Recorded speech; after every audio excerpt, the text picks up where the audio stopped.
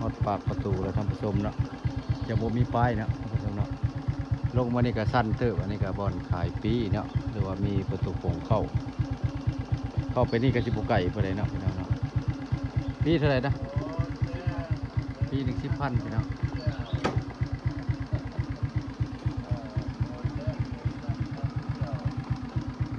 พ่อบ้านเพิ่นโอ้จะให้พ่อบ้านแล้วจ่ายปีมื้อนี้แหละเพิ่นผู้ได้กินเงินซองละ ปี10,000พี่น้องนี่แล้วก็เข้าไปในแล้วก็มื้อนี้ก็คนบ่ทันเข้าแขกเนาะเพราะว่าแปลงมาแต่เช้าคนนะแต่ว่าก็สิท้ายๆรอบๆให้เบิ่งเนาะสวยมาก็สิมีคนหลายพี่น้องวันอาทิตย์คนหลายบ่นะบ่หลายแน่นักท่องเที่ยวก็หลายเนาะวันอาทิตย์หลายพี่น้องเดี๋ยวอนุญาตมอดจักรถก่อนพี่น้อง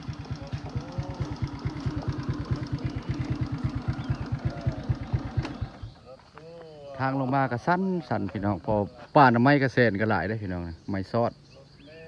หน่อไม้กระเซ็น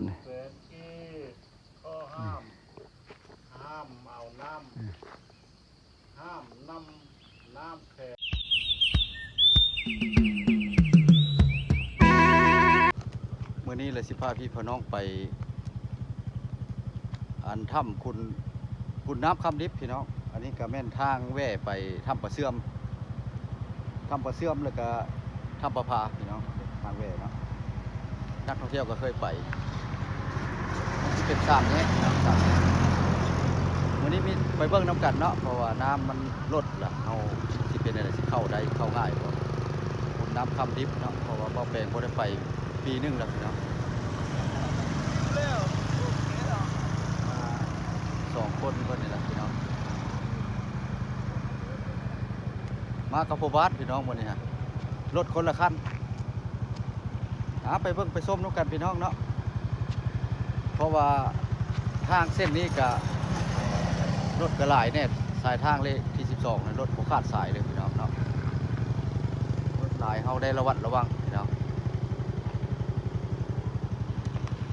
ไปติดตามเบิ่งน้ำกันมื้อนี้ก็มากับสุดลายๆเนาะคือพ่อบ้านเนาะพี่น้องสบายดีพ่อบ้านแล้วสิไปจุดหมายไปทางคุณน้ำพำดิบบ่มื้อนี้ว่าสิไปเพื่อนเลยแต่เป็นตลาดของหมู่เลยยังไม่ได้เห็นเพื่อแต่ค่ายน้ำรถนี่บางเทื่อมันสิเข้าได้หรือบ่ได้ไปเบิ่งนำกันเนาะไปเบิ่งนำกันมันเข้าได้กับเขาไปติดตามชมนำกันว่าตะกี้มันสิเข้านี่พี่น้องเราบ่ได้เข้าพ่อบ้านของเราไปคุณน้ำคำดิบเพิ่นบ่ว่ะเพราะว่าอยู่นี่เฮามาดุแล้วนะนั่นล่ะในรถก็2 คันไปเบิ่งแล้วบ่ได้ที่เลยไปพร้อมกันเลยไปพร้อมกันพี่น้องทางเวทาพลังวังสีทานก็น่าสิไปได้เลยพี่น้องเนาะน้ำลงหลายเติบแต่ว่าไปสิบ่ได้เข้าสิไปขุนน้ำคำลิบก่อนเนาะเพราะว่าบางเทื่อมาอาจจะแว่เนาะน้ำในรถลงหลายเติบเราไปได้เลยรถห้อยรถไถไปได้เลยพี่น้องรถจักรก็คือสิได้เนาะเพราะมันก็อ้างบ่เฮิงเนาะฮอดแล้วพี่น้องอันนี้ก็คือบ้านเราบ้านนาคำเนาะของงานซีเมนต์พี่น้องทางเข้าโดยขวามือเด้อพี่น้องเอานี่ป้ายนี่ถ้าว่าอยากไปอยากมาก็พอได้จับได้เนาะอันนี้เป็นทางเข้าก็สิมีป้ายบักใหญ่พี่น้องครับดิทางขึ้นก็สิมี2 ทาง2 เส้นทางพี่น้องขึ้นนี่ก็แม่นขึ้นนั่นก็แม่นเนาะขึ้นตัวนั้นก็สั้นอยู่ตัวนี้ก็ขึ้นนี้เอาขึ้นไปเบิ่งน้ำกันว่าสิเป็นอะไรเนาะไปพ่อบ้านเยียบรถเจ้าผู้แห้งฮะเลข 1เลข 2พอแล้วขึ้นรถจักรเลข 1ก็สิขึ้นแล้ววะรถมอเตอร์ไซค์เนาะรถจักรเนาะว่าเลข 1ก็สิขึ้นแล้ววะไปลองเบิ่งเลข 2 เลข 3มื้อนี้ล่ะ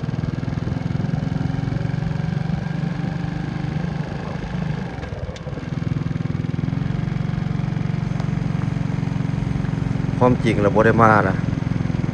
ปีนี้บ่ได้มาจากเทื่อพี่น้องมีหยังไปเบิ่งนำกันเนาะเพิ่นว่า น้ำสิลดหรือว่าสิขึ้นบ่สิลงว่าใดๆเนาะนักท่องเที่ยวสิมาหลายบ่มื้อนี้ไปติดตามชมเบิ่งนำกันว่าสิเป็นจังไดเนาะระยะทางก็ขึ้นก็สั้นได้พี่น้องเพราะว่ารถบ่แห้งนี่ก็ต้องได้ใช้เลข2เนาะรถจักรในเลข2อยู่แล้วเนาะถ้ารถใหญ่นี่จะขึ้นได้คือกันเนาะพี่น้องเพิ่นว่าราคาปีก็คือเก่าต่างประเทศก็คือเก่าคนลาวคือเก่าเนาะประมาณ 10,000 กีบเนาะเอิ้นภาษาไทยว่า10,000 กีบพี่น้องไปเบิ่งนำกันพี่น้อง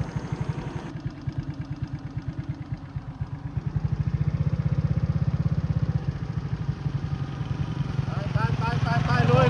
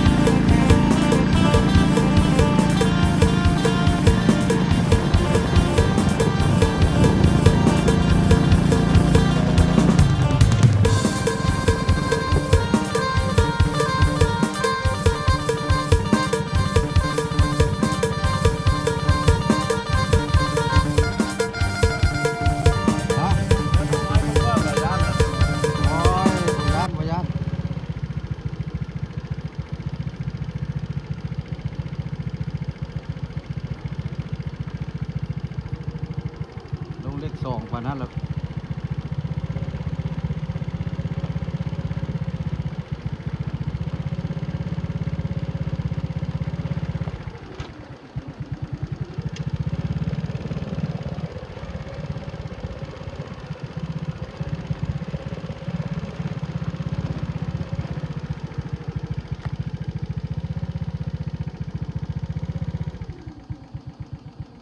ขออนุญาตปิดคลิปพี่น้องเพอมันสั้นหลายเนาะ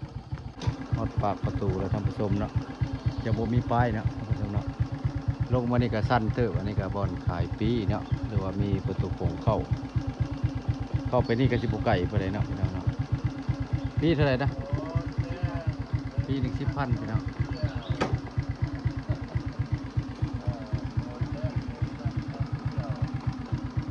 พ่อบ้านเพิ่น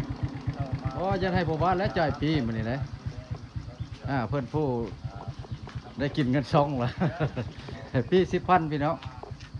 นี่แล้วก็เข้าไปในแล้วก็มื้อนี้ก็คนบ่ทันเข้าแขกเนาะเพราะว่าบ่แปลงมาแต่เช้าคนนะแต่ว่าก็สิท้ายๆรอบๆให้เบิ่งเนาะสวยมาก็สิมีคนหลายพี่น้องวันอาทิตย์คนหลายบ่นะบ่หลายแน่นักท่องเที่ยวก็หลายเนาะวันอาทิตย์หลายพี่น้องเดี๋ยวอนุญาตมอดจักรถก่อนพี่น้อง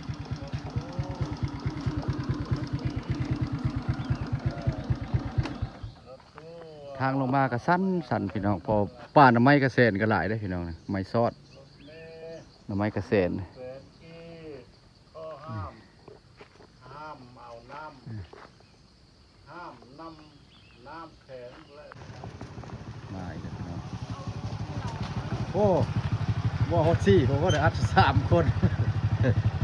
มาตรงเฮียนบ่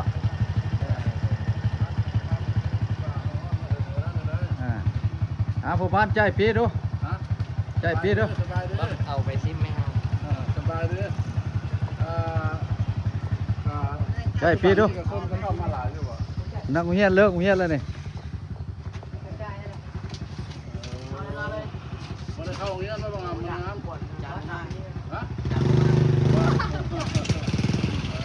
อาจารย์ผมมา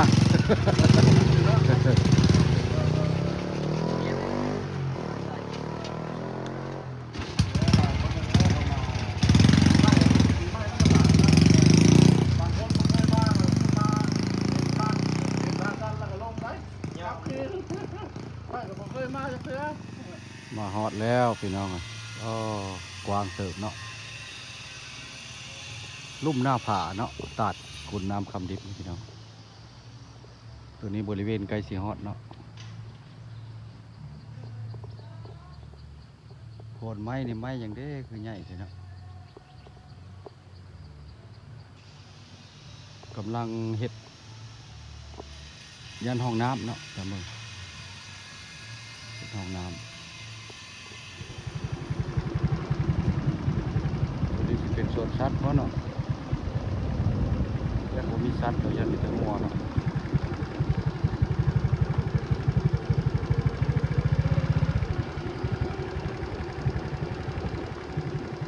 บริเวณก็กว้างอยู่นะไม่ได้พับเลยฮอดแล้ววะอันนี้สูบก็มีคนหลายอยู่เลยครับ หมาจะก็ยอกใส่ หมาบุคคบจะบอกนะ อันนี้เรายังสิไปถ่ายไปเพิ่นก็สิไปนั่นเขา บอกเขาบอก มันเขาเฮ็ดแบบนี้เราจะนั่นบ่มีใครเข้ามาเนาะ โอ้โดดใส่ห้องโยนได้พี่น้องบอกโอ้ย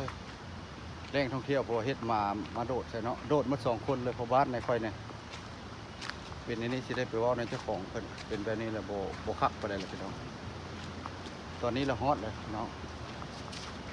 โอ้บริเวณนะเห็นไหมได้ไปเว่าในเจ้าของเพิ่นแบบนี้แหละมันได้โอ้น้ำลงบ่ท่วมเนาะมีแต่ไหลตลอดเวลาน้ำน่าจะเย็นพี่น้องนักเรียนก็ลงอาบน้ำ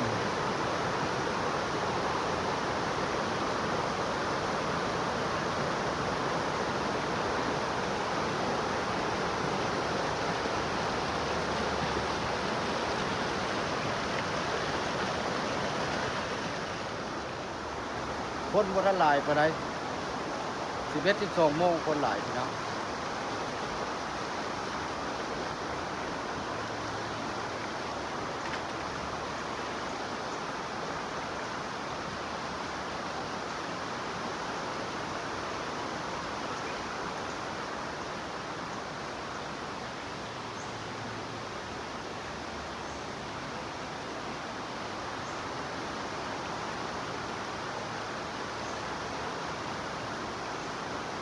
บรรยากาศเหมาะสมหลายพี่น้องเย็น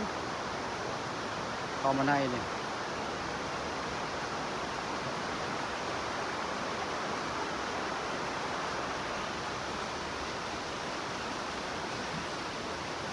โอ้น้ำไหลเข้าเป็นย่ำฮ้อนเลยไม่เท่าไปยืนอยู่ในหินนั่นอย่างน้ำเย็น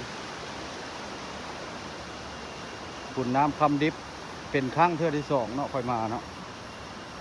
เป็นเทื่อที่2เข้ามา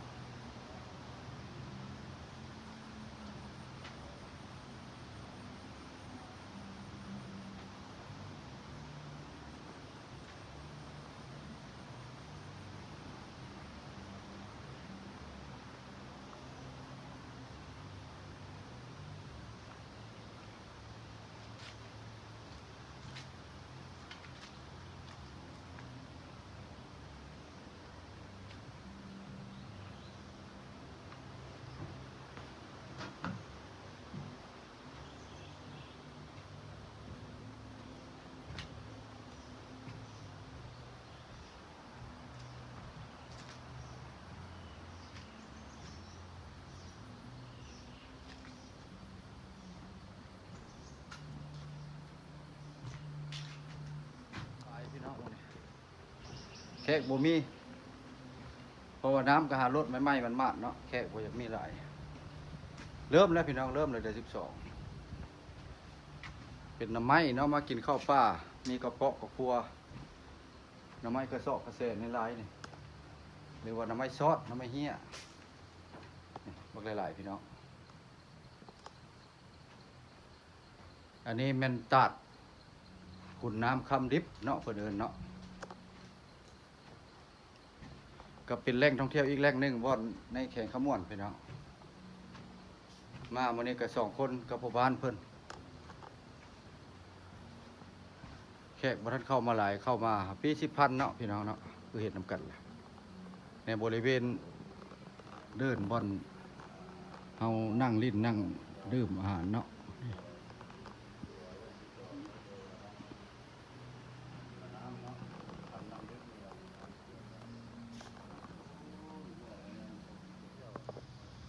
บริเวณท้ายฮูป แต่มาผู้เดียว ไฟมักท้ายมักอันนั้นก็หาท้ายชุ่ม มาเดียวเลย แถวบริเวณหญ้าเนี่ยโอ้เลี้ยงสัตว์เอาสัตว์มาใส่เนาะเอาเป็น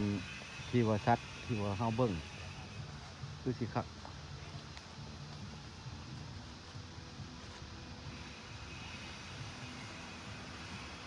ปลูกต้นไม้ใส่เนาะคักต้นปลูกใส่ก็มากับระดับนี้แหละท่านผู้ชมเนาะเพราะว่าเบาแปลงมาขุนน้ำคำดิบนี่ก็คนกับโบหลายในมือท่านผู้ชมเนาะอันคลิปนี้วิดีโอนี้ก็สิได้ขอปิดลงเพียงสำนี้คลิปหน้าจะได้ไปหาบอลดีๆให้เบิ่งบอลใหม่เนาะ